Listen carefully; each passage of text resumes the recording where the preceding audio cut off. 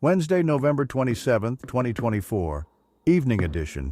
Please pardon any visual and informational inaccuracies in this entirely AI-generated News Digest video. Good evening, dear viewers. I am your news anchor, Xander Voxius III. Thank you for tuning in to the Future of News, AGNDD IntelliReport. We're excited to have you with us here. I will be assisted by my valued AI-generated colleagues in scraping the web for the latest stories and interesting topics and summarizing them for you. And now, headlines of the day. Tax panel defends bill in Senate today. Customs opens new administrative building at Tinkin. Finnish court schedules ECPA's terrorism trial for May 2025. Rosenworcel to resign from FCC, unconcerned about future, and much more. But first, this day in history. November 27th in history. November 27th, 395. Rufinus, Praetorian prefect of the East, is murdered by Gothic mercenaries under Gaius. November 27th, 1895. At the Swedish-Norwegian Club in Paris, Alfred Nobel signs his last will and testament, setting aside his estate to establish the Nobel Prize after he dies. Famous people born on this day. November 27th, 1907. Harivansh Rai Bachchan, Indian poet and author, died in 2003. November 27th, 1960. Tim Pawlenty, American lawyer and politician, 39th Governor of Minnesota. Al Barrow, born in 1968, is an English bassist known for his time with Magnum. He joined the band in 2001, contributed to album design, and left in 2019. Barrow has also worked as a session musician and currently resides in Chattanooga, Tennessee. And now on to today's news. General news. Terrorism. Finnish court sets May 2025 deadline for ECPA's trial, The Punch. Simon Ekpa, a pro-Biafran agitator, was arrested in Finland for alleged terrorism-related activities. Finnish authorities have set May 2025 as the deadline for potential charges. ECPA's activities, which include incitement to violence, have drawn international attention and significant economic consequences in Nigeria's southeast. Tax panel to defend bill at Senate debate today, The Punch. The Senate is set to debate and potentially pass 4 tax reform bills. These are aimed at overhauling Nigeria's tax system, simplifying processes, and promoting equitable revenue distribution. Key proposals include exemptions for low-income earners and eliminating minimum tax for loss-making companies. Customs inaugurate administrative building at Tin Can, The Punch. The Comptroller General of Customs, Adewale Adeniyi, inaugurated the renovated Customs Administrative Building at Tinkan Island Port in Lagos. The project, overseen by Customs Area Controller Dara Nnadi, aims to enhance service efficiency and collaboration by modernizing the 40-year-old infrastructure. Business news. Mexico's 2025 outlook looks more dire in the face of Trump, Financial Post. Mexico's President, Claudia Sheinbaum, addresses concerns over potential 25% tariffs threatened by Donald Trump. Meanwhile, economists predict significant economic challenges if the U.S. president-elect implements the tariffs. The EFCC opposes Bello's bail application. The court remands the ex-governor. The Punch. Justice Marianne Aneni adjourned the bail ruling for former Kogi State Governor Yahaya Bello and 2 others until December 10th. They are facing 16 counts of alleged fraud amounting to 110.4 billion naira. The defendants will remain in the custody of the Economic and Financial Crimes Commission. Biden FCC boss Rosenworcel to step down, can't be bothered to express alarm at what comes next. Tech dirt. Jessica Rosenworcel is stepping down as FCC boss. Brendan Carr is poised to dismantle consumer protections and media reforms. Rosenworcel's exit statements lack alarm over the potential rollback of her achievements, including broadband affordability and net neutrality efforts. And now, a poem about today's business news. In a world full of news, oh what a delight, where stories unfold both by day and by night. Mexico's outlook, oh it's quite a fright. with whispers of Trump causing worry and blight. In a faraway land, ex-gov in a bind, EFCC stands firm, no bail to unwind.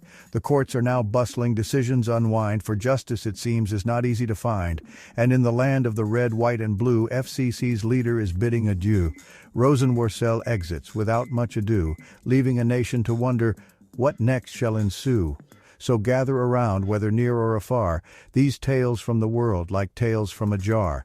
For the news, like a Seuss book, is bizarre, painting pictures of places wherever you are. Today's trending Google searches.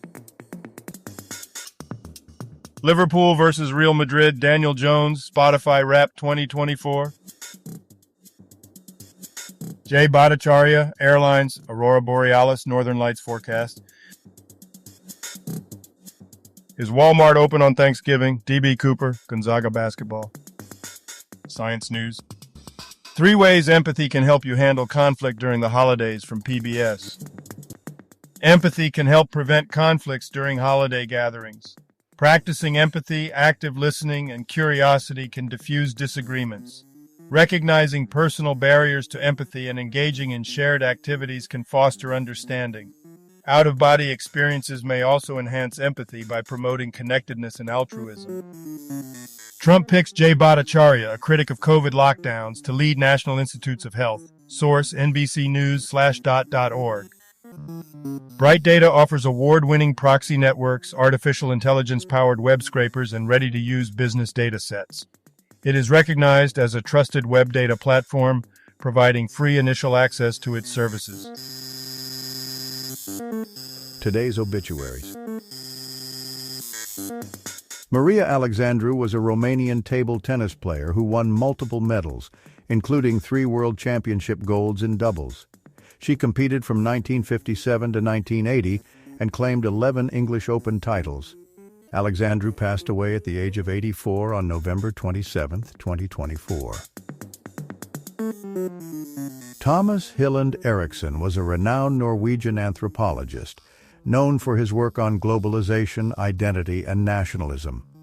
He was a professor at the University of Oslo and authored influential texts, including Small Places, Large Issues.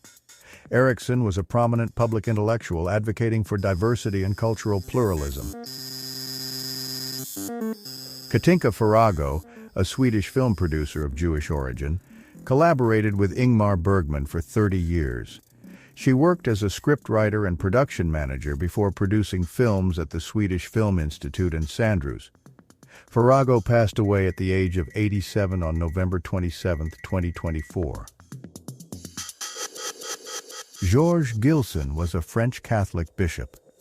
He served as Bishop of Le Mans from 1981 to 1996 and as Archbishop of Sens from 1996 to 2004. He was ordained in 1957 and held various roles in the Archdiocese of Paris before his appointments. He passed away at the age of 95 in 2024. Leonor González Mina, known as La Negra Grande de Colombia, was a prominent Afro-Colombian singer and actress. Her career spanned over 60 years, showcasing Colombian music genres like cumbia and bambuco. She recorded over 30 albums, represented Colombia internationally, and served as a congressional representative. She passed away at the age of 90.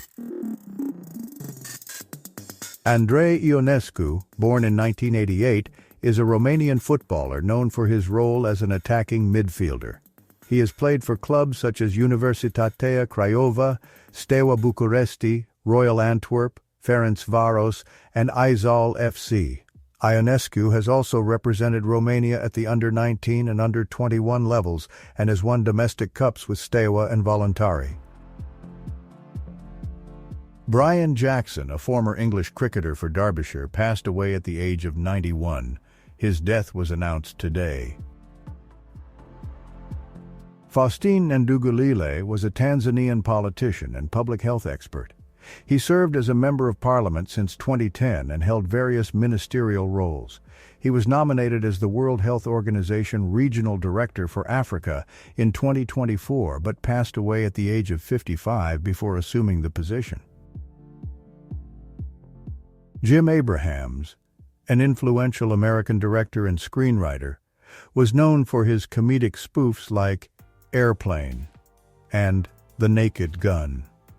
He co-founded the Charlie Foundation and battled leukemia for 20 years before passing at age 80 in 2024. Health news. Orange partners with OpenAI to develop new AI use cases. Source, payments.com.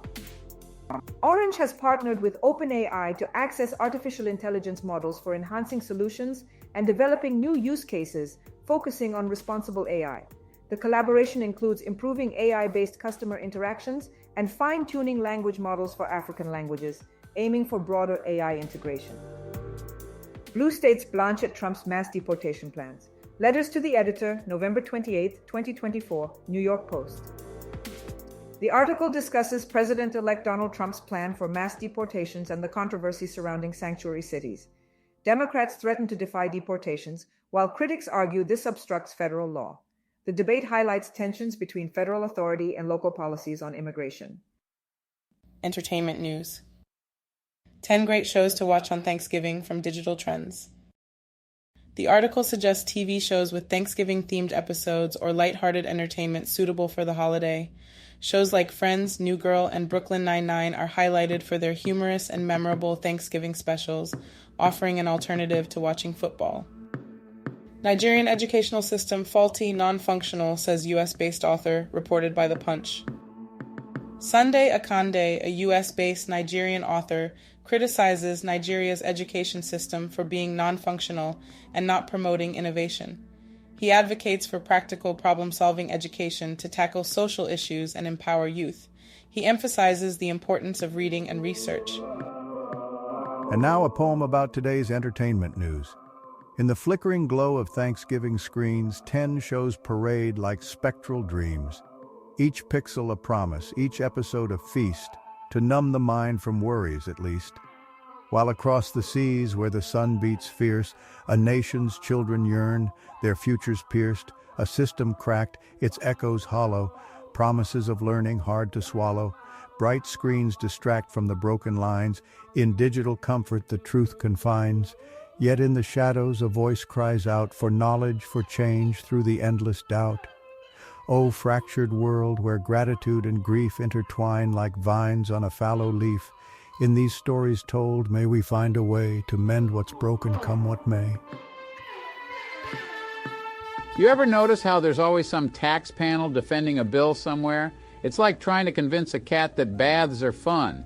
These globes sit around in a room full of paperwork, pointing at pie charts and graphs, acting like they're about to reinvent the wheel. But really, they're just going to make our tax returns even more of a headache. I mean, who needs a decoder ring to understand something as simple as, you earn money, now give us a chunk of it? And then you've got Customs opening up a new administrative building at Tinkin.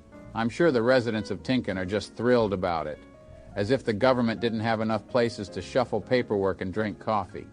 I can just imagine the ribbon-cutting ceremony, some globe in a suit with oversized scissors, and everyone pretending this is a historic moment for globe kind. Meanwhile, the rest of us are hoping they'll at least get the air conditioning working before the grand opening. Over in Finland, there's this ECPA character whose terrorism trial is scheduled for May 2025. May 2025, that's practically light years away in political terms. Who knows what will happen between now and then?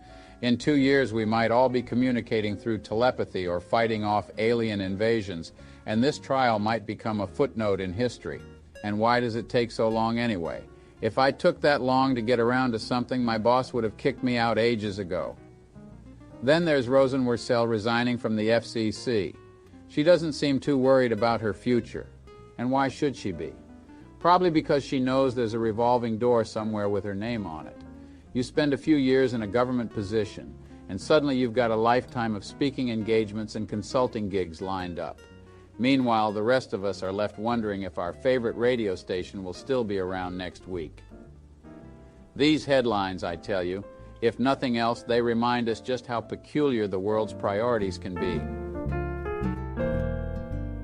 And now a couple of dad jokes for you. Why did the half-blind man fall in the well? Because he couldn't see that well. You know what they say about cliffhangers. Thank you for watching this AGNDD IntelliReport, dear viewers. Like, subscribe, and click the bell button to get notified during new uploads. And make sure to tune in next time. Stay safe and healthy. Cheers.